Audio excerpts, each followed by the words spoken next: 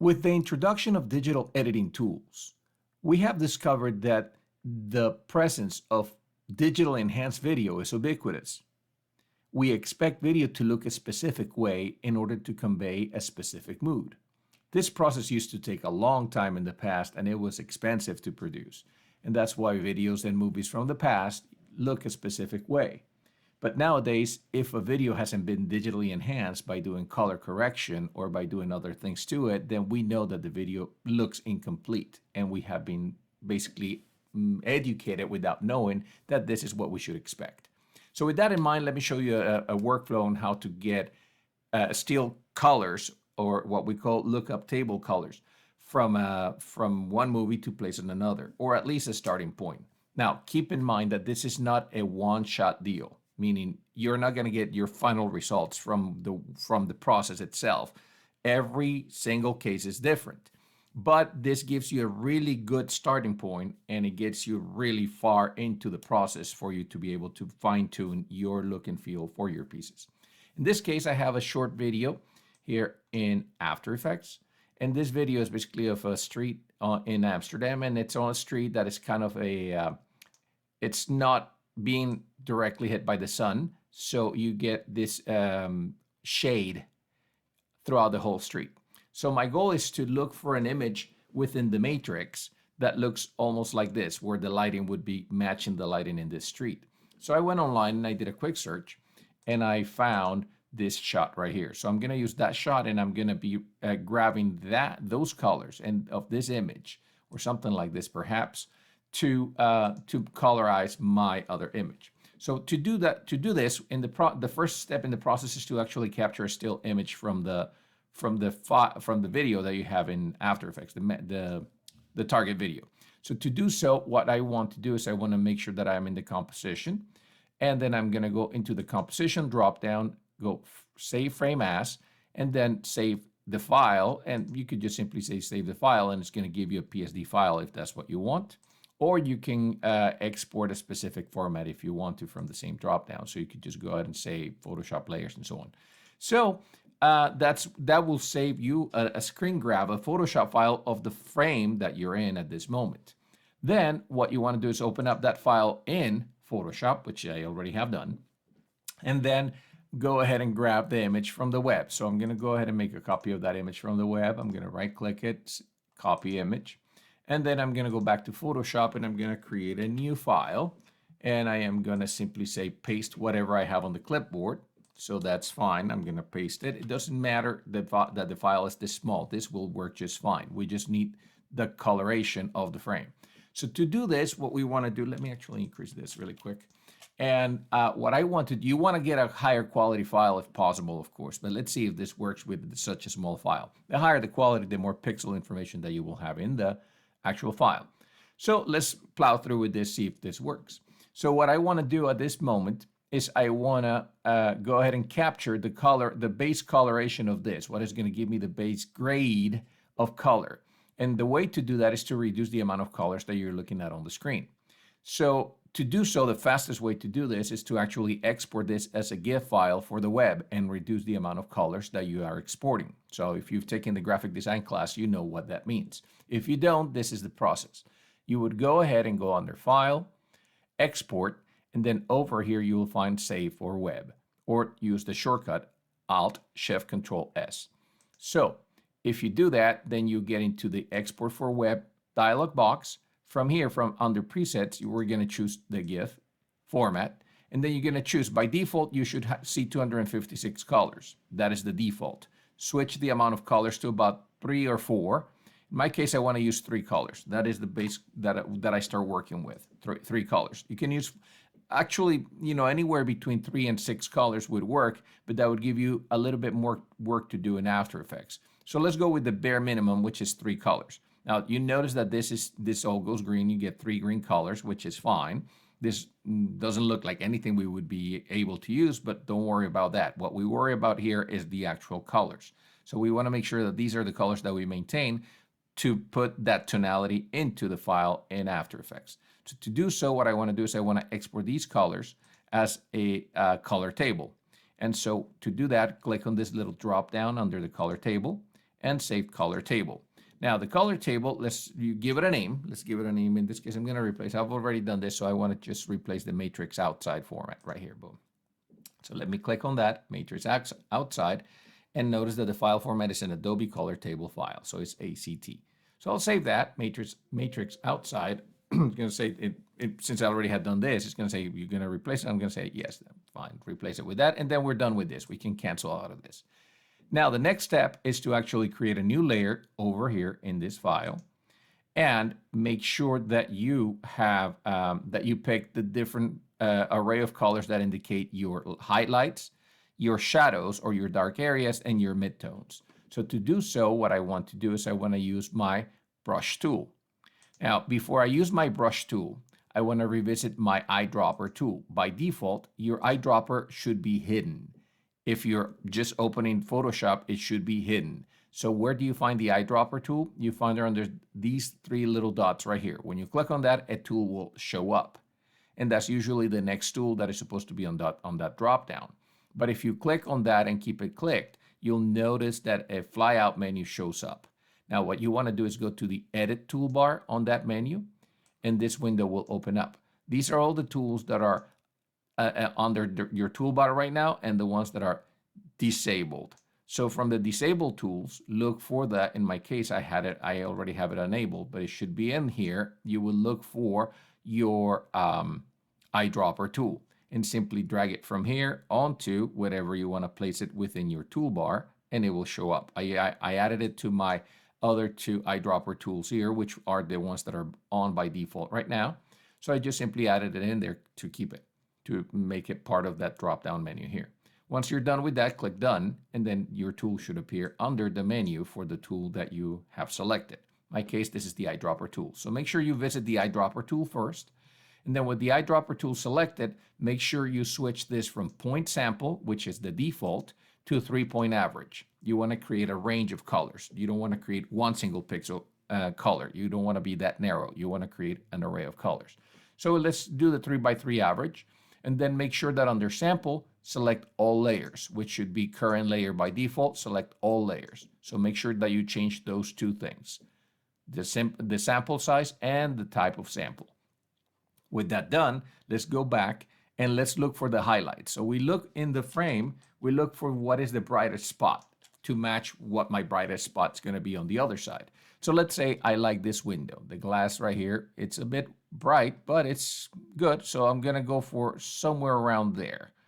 And that is what I'm knowing that I have an image of glass here. I probably would want to use that as well. So I want to make sure that those two sort of match. If you had skin tones, then you would want to match skin tones, but these skin tones are too dark. They're too far in the gray area of the midtone section of the screen, so that wouldn't work well. So I'll use that as my highlight. So with that color selected, then I'm going to go to my brush tool, and on the new layer, I'm going to click and I'm going to drag just a color sample.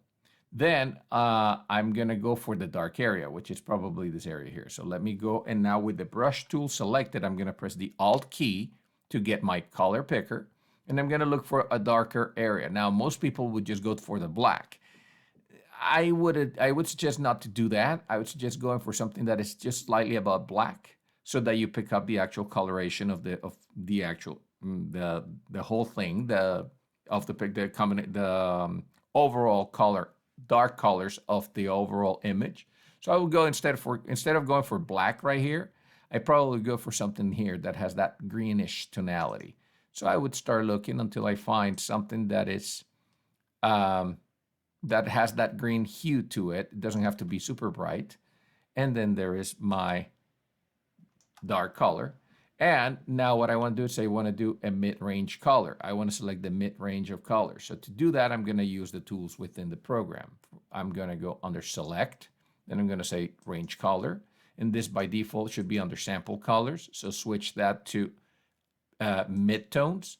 And by default, your fuzziness should be about 40%. So bring that down all the way to 0. And then expand the range of your midtones to include all what would be a gray zone within this bar. So over here is highlights, down the other side is shadows. You want to make sure that you sort of expand the mid-range And most shots, unless they are super um, brightly lit or super shadowy, would have the majority of the colors would be within the mid-range. So you want to make sure that that is reflected within your choice.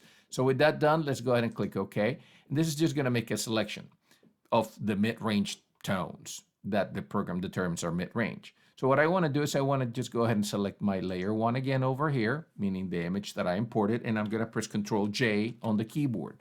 What that has done is created a copy of all the mid-range colors, as you can see, onto another layer. And so what I want to do at this point is, with that new layer selected, I want to go ahead and go under Filter, Blur, Average. And so that's going to make an average mix of all the colors that that the computer had selected, that Photoshop had selected.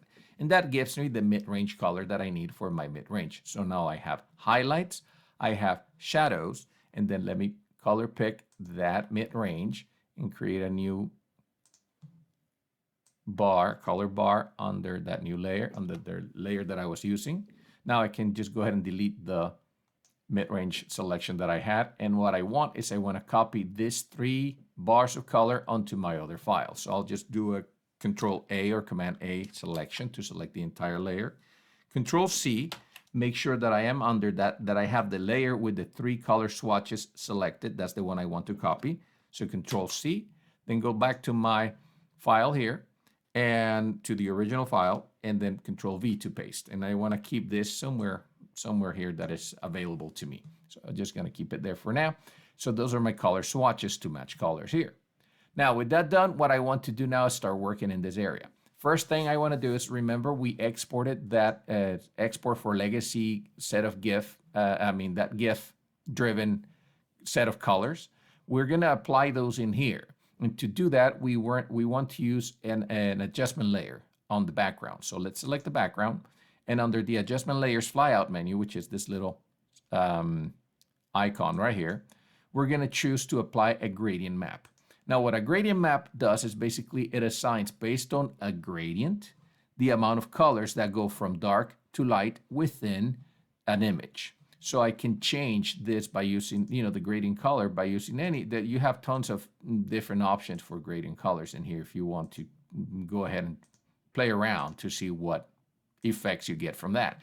But you'll notice that basically the gradients are basically going from dark to light, where anything that's on the left would be towards the left would be what is darkest within the image, and whatever is towards the right is the lightest. And basically what it does is it looks at all the colors within your image and determines what's dark, what's light, and then it assigns colors based on that gradient map, whatever is towards the dark and whatever is towards the light area. So let me undo this a couple of times. Let me apply it again. So I'm going to go gradient map, and there it is. So by default, it's giving me this color. Don't worry about the color. What we want to do at this point, let me actually make sure that this is underneath the swatches. So make sure that it's right above the background, underneath my swatches, so that it does not affect the swatches. And what I want to do is I want to go ahead and double click. First, I want to open up my swatches window under Photoshop. And to do that, you just go on, if you don't have it available, go to Window, Swatches to open it up. And it is this little selection here. So when you select that, what you want to do is you want to import the swatches that we created from that GIF export that we were doing a few minutes ago. So under the flyout menu for that panel, choose to import swatches. Now you're going to be looking for something called ACO. That's not the color table that we were looking at. Remember, the one we exported was an ACT. So that's why I made it a point to mention that when we were exporting it. We want a color table. And so switch that to the color table and then navigate to the ACT, navigate to where you save the file. In my case, I saved it on the optimized colors, and I remember calling it matrix outside. So that's the one that I'm importing. So I'll click load, and it opens up a new folder with the 3 colors that we had exported from that GIF export that we did in the previous file. Now, with these colors, I want to assign darkers, lightest, and mediums based on the color gradient option that I have. So let me double click on my color gradient to open it up. And then what I want to do is I want to select, say, this swatch here. Okay, double click it to open it and then select the darkest color. Now, when you do that, after you select it, make sure you take note of the brightness value, which is this right here, the B value under HSB, hue, saturation, brightness. That's what these things stand for. So you want to make sure that you get the bright value, the brightness value, and you notice that, make it a point to know that that is 18%. So when you click OK on this, you want to enter a location value for it of 18%. So that is the darkest possible value based on the gradient and based on the color that you picked from the other file. Now let's go for the lightest, or let's go for the next one, because you can create as many colors as you want in here. So let's go ahead and double click on this one, and let's pick the next one over. And I'll select that one, make a note that this is at 80% value. So I'll click OK, and then I'll change the location to 80%. So that is the brightest according to my table right now. Now let's go for the medium in this case. It might not always be dark, light, and medium. It sometimes might switch. So it doesn't matter, honestly, because let's say I'm going to place this in the darkest possible spot right here, let's say, for the next one. So I simply click down here to add another swatch. I'll double click that new swatch and select the third color. And it tells me that the value of brightness is at 50%. So I'll click OK on that, and then I'll switch this to 50%. You'll notice that my swatch gets moved over here. And then we're done with that gradient, with applying the colors to the gradient map. So I'll click OK, and you notice that this doesn't look anything like what we expect it to look. That is because of the mode that the gradient map is using to apply onto the background. So just like we have modes in After Effects, you'll switch the mode of this gradient map onto how it's applying the color to the image below it. And so you can go ahead and switch from normal to usually something that falls under overlay, soft light, hard light, or color. Those are the options that we usually look for. So in my case, it could be overlay, soft light, or hard light. One of those three. So I'm going to start with hard light. Usually I end up with soft light, but let's start with hard light for now so you can see what this is doing. So we'll go ahead and actually let's choose soft light for now. Let's start with soft light first, and then we'll switch it. So what we want to do at this point is, now that we have the sort of the overall hue, and it's not very overwhelming, by the way, but if you turn it off, you can see a significant difference. Basically, I have created a lot more contrast, and I have applied some coloration. What I want to do now is I want to make use of these three swatches to actually apply the colors to the highlights and the dark areas. To do so, we're going to use the curves. We're going to use another adjustment layer, and we're going to use a curves adjustment layer to this. So we'll go ahead and select from the flyout menu for adjustment layers. We're going to use curves. And then under curves, what we want to do is before we actually click on anything, we want to make sure that we are not selecting the actual mask, which is what this is. You see the little lines around the corners? That tells me that the masks is what is selected. So if I go and change anything, it's actually only going to be pointing at the mask, not the actual curves layer. So what I want to do is I want to make sure that I click on this icon here to make sure that that is what is selected. And now I am looking at the actual colors, and I can start affecting colors. So that is a very important step. Most people get lost on that step because they keep on clicking on this, and when they select everything, it's white. And they're like, well, I'm trying to pick a color, but it's coming out white. Well, the reason is because they're not really selecting the colors. They're actually selecting the mask. And the mask in this case, as you can see, is white. So that's the only color they're going to be able to pick. So I'll just go ahead and select the layer itself, the actual colors. And so that's the option. So do not select the curve. Select this one right here. So with that selected, what I want to do is I want to start picking, assigning colors to the highlights, the midtones, and the darks based on curves. For that, we're going to use these tools right here. These color pickers under the under the curves panel allow me to select and assign colors. So I'm going to double click on this guy right here. That's highlights. The bottom one is highlights. So I'm just going to go ahead and double click on that to open up the pick highlight color. And I'm going to go in from my swatches that I just brought in from the other image. I'm going to select the highlight. And then with that done, I'm going to click OK. Now this is going to ask me, do you want to save these as the new colors? Say no to that because you're only going to use this once. So just click no on this. Notice now that my color picker still active. So if I go and I look for the highlights within my file, within this file, for example, this area here, if I click on that and I assign it, you notice that tonality was assigned to whatever was a highlight. The beautiful thing about this is at this point, let's say, for example, I'm not liking this for some reason, even though it's my first step. Let's assume that you don't like it. You can always go back and keep on clicking until you find an area that is more to your liking.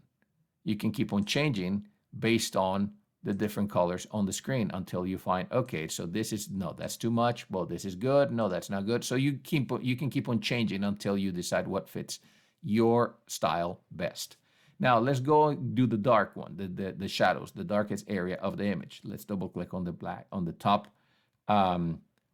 little color picker to set the black point. Double click it to open up this window. And then I'm going to go ahead and select from my swatches the darkest color.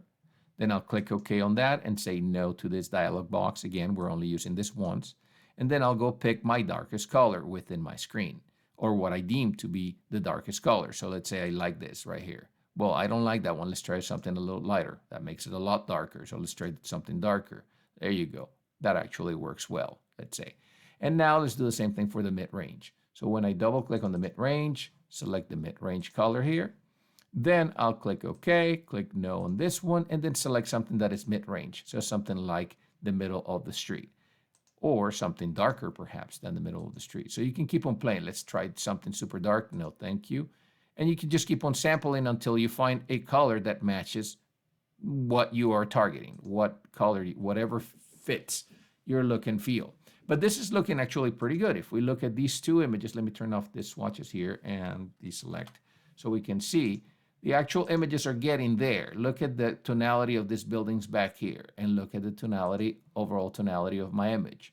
They're pretty much matching really well. Now let's say, no, I want it to be greener. Well, then you can always go back and revisit the selections that you made. So if you want to go ahead and reset this curves, you can always click on this little swatch here to reset and remove everything and start again from scratch. So you could just go ahead and double click on this, pick the highlight for this one, click OK.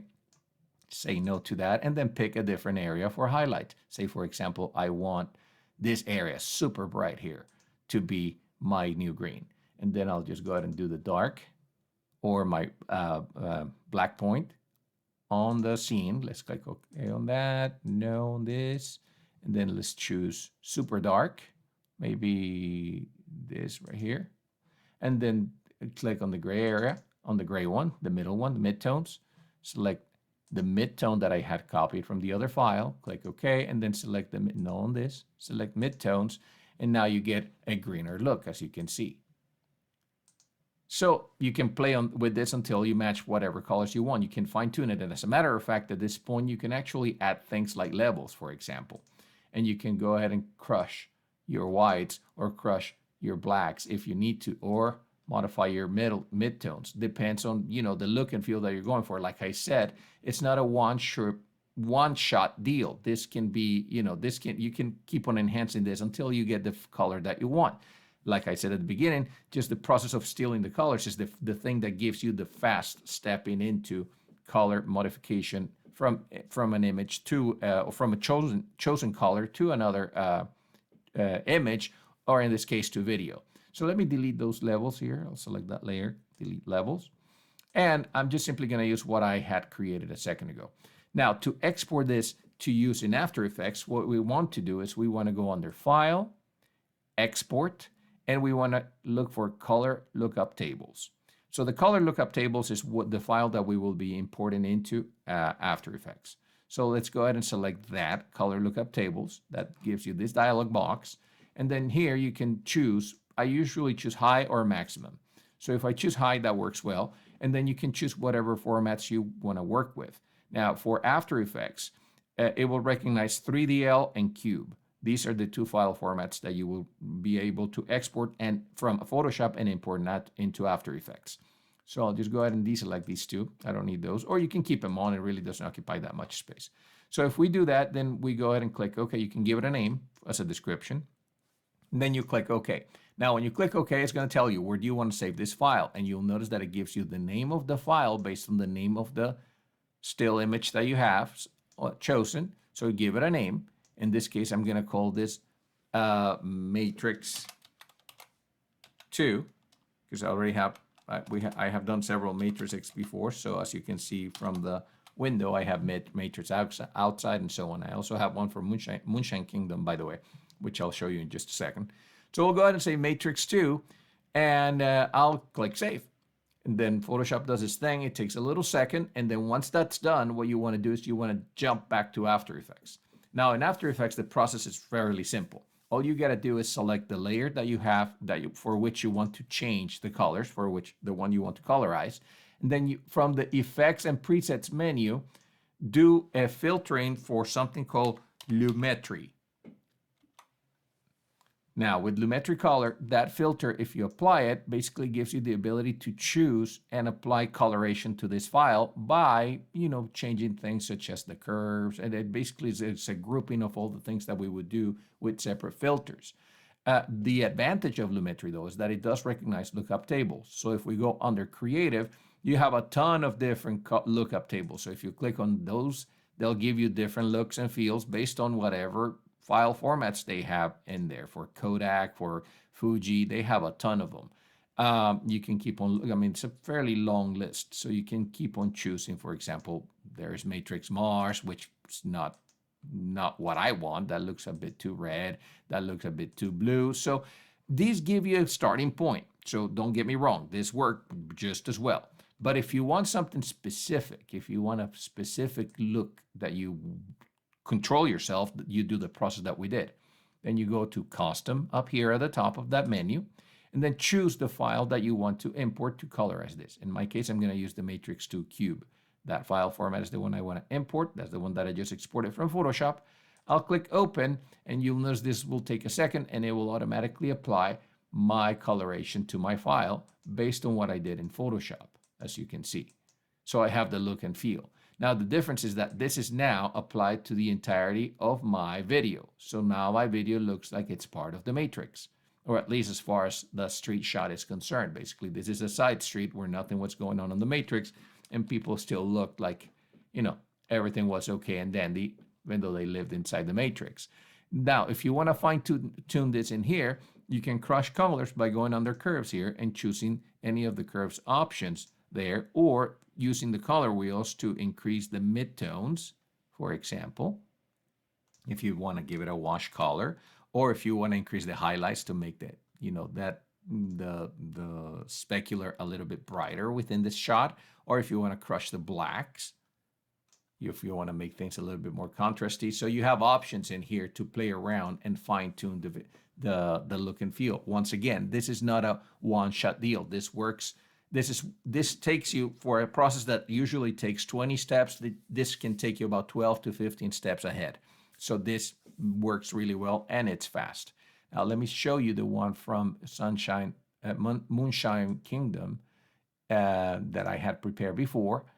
And let me use the 3DL in this case and see what that gives me. Now that's the look and feel from Wes Anderson's film. If you've ever seen those films, let's do this really quick. Moonshine Kingdom. Let's take a look at those images. That's the look and feel for that film. And this is one that I had done before. Actually, I used this image to steal the colors from that particular shot.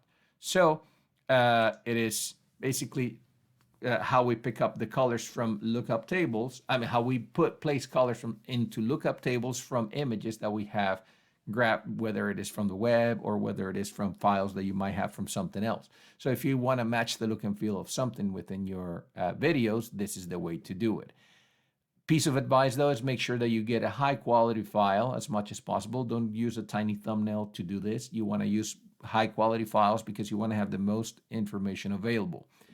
Another piece of advice is while you're doing the coloration here under your, when you export your Adobe lookup table for colors, when you do the GIF export, you can use more than 3 colors. I simply use 3 colors to make it fast, but usually you want to have a good array of colors, because in some instances there will be colors that will not be matching well because of the coloration of the colors of the files that you have picked. So for example, let's take a look at this.